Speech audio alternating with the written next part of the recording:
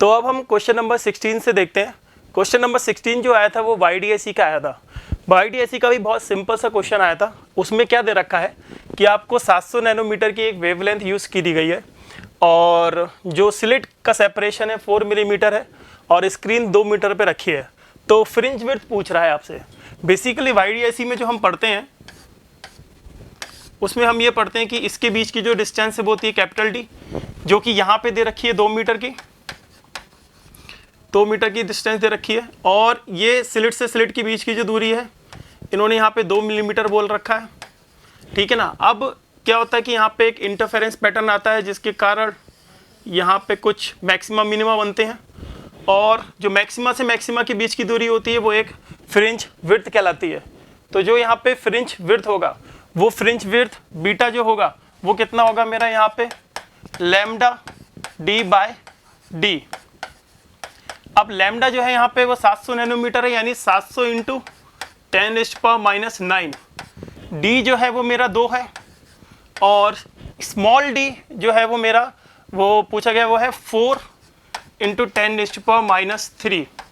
अब अगर तुम इसको कैलकुलेट करो तो ये कुछ तो भी सॉल्व होके आ जाएगा हमारे पास 0.35 मिलीमीटर। तो यानी फ्रिंज विड्थ हमारी कितनी आई 0.35 मिलीमीटर। इसका आंसर हो गया 4th। नेक्स्ट देखते हैं हम क्वेश्चन नंबर 17। क्वेश्चन नंबर 17 भी एक बहुत आसान सा क्वेश्चन है, कैपेसिटर पे बेस्ड था। इसमें क्या कह रहा है कि कैपेसिटर में जो करंट जा रही है, जो IRMS करंट है वो 6 एम्पियर है और जो VRMS उसके अक्रॉस है वो 230 वोल्ट है। यानी मान लो अगर हमारे पास ये कैपेसिटर है, इसके अक्रॉस VRMS जो दे रखा है वो 230 वोल्ट है और जो इसमें जो करंट जा रही है I, जो कि IRMS ही है, जो वो है 6 एम्पियर। तो तुमसे पूछ रहा है कि इसमें इसकी कैपेसिटेंस बतानी है। तो अच्छा देखो, हमारे पास एक चीज़ होती है कि कैपेसिटिव रिएक्टेंस XC इस 1/ωc और ये XC कितना आता है VRMS/I करके।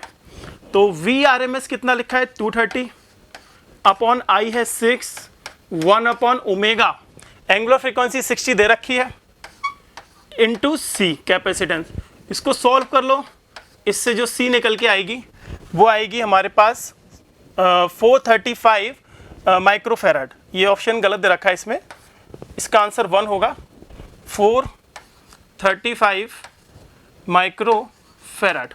तो इसका आंसर जो होगा वो एक्चुअली में 1 होगा। इसको 4 हटा के आप 1 कर लीजिए। अब देखते हैं क्वेश्चन नंबर 18।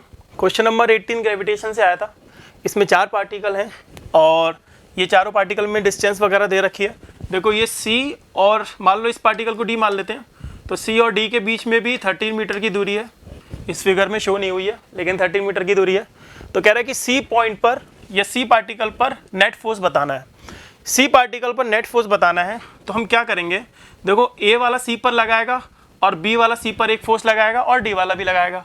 तो अगर हम इसको यहाँ पे सेपरेटली बना लें मान लो, या बिना बनाए भी कर सकते हैं कि A वाला जो C को अपनी तरफ खींचेगा, मान लो वो है F1 फोर्स, सिमेट्री से B वाला C को अपनी तरफ खींचेगा, वो भी होगा F1 फोर्स, और D वाला C को अपनी तरफ, ये मान लो ये हो गया F2 फोर्स। अच्छा ये 45 डिग्री होगा, ये 45 डिग्री होगा क्योंकि ये 13 मीटर है, ये 13 मीटर है, ये 13 मीटर, ये 13, तो ये दोनों एंगल 45 होंगे।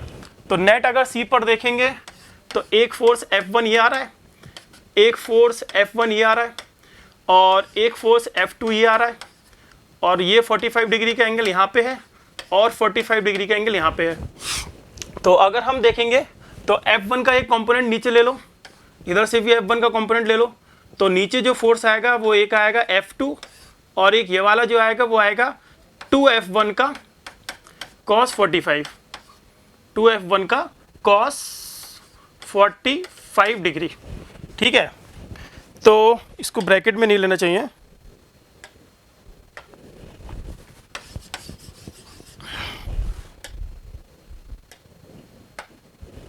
ये आएगा ट्वाइस ऑफ F1 cos 45। ठीक है, तो अब ये पूछें कि भाई F1 कितना होगा इसमें, तो नेक्स्ट पेज पे देखते हैं। F1 जो होगा वो होगा, देखो हमारे पास आता है G m1 m2 by r square, ये फॉर्मूला होता है। अच्छा जी ग्रेविटेशन कांस्टेंट, m1 मास m2 मास, तो मास इसमें दोनों 100 किलो के हैं, तो 100 का स्क्वायर डिवाइड बाय r जो है, अब जैसे मान लो भाई एक ये पॉइंट है, एक ये पॉइंट है, एक ये पॉइंट है, एक ये है, तो अगर ये वाला 13 मीटर क्या है, ये वाला 13 मीटर का है, तो ये वाला होगा 13√2 मीटर का, ठीक है ना। तो ये जो r आएगा वो आएगा 13√2 का होल स्क्वायर। तो नेट फोर्स जो हमने पीछे निकाला था, जो नीचे की तरफ आ रहा था, वो कितना आ रहा था, वो आ रहा था 2F1 का cos 45 प्लस F2।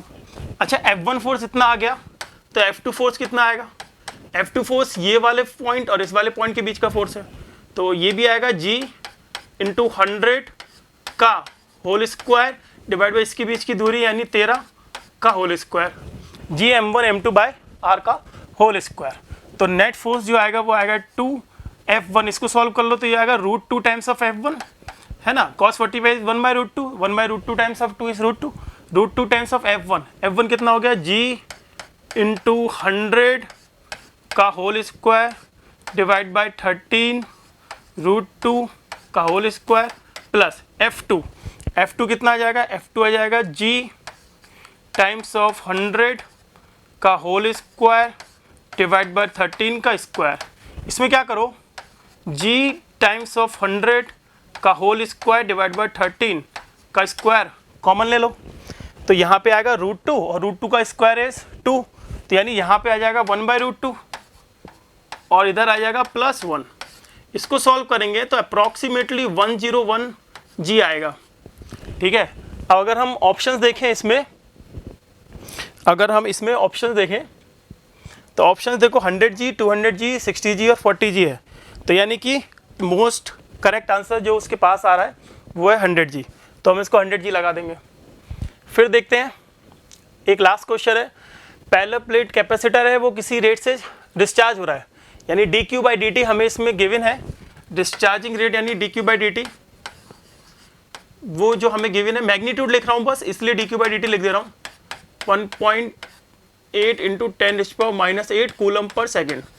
तुमसे पूछ रहा है डिस्प्लेसमेंट करंट कितनी होगी, तो डिस्प्लेसमेंट करंट हमें पता होता है ID is epsilon naught electric flux, rate of change of electric flux, तो ID को हम लिख सकते हैं epsilon naught into electric flux यानी d/dt, और इलेक्ट्रिक फ्लक्स होता है इलेक्ट्रिक फील्ड इंटू एरिया, है ना।